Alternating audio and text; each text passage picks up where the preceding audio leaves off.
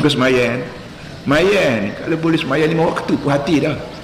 Hak kita naknya semayan 5 waktu campur dengan sunat qabliyah, sunat ba'diyah.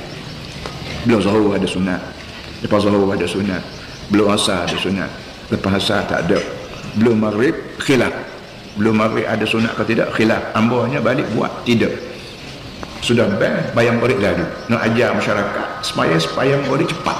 Dia tahu dah masjid ni bayang murid cepat.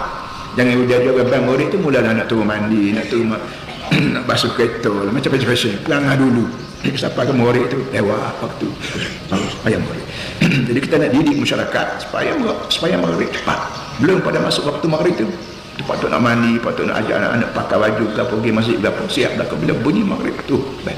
Lepas maghrib ada sunat, belum isya ada sunat, lepas maghrib ada sunat, dan isya, dan di antara isya dengan subuh tengah-tengah tu ada sunat lain.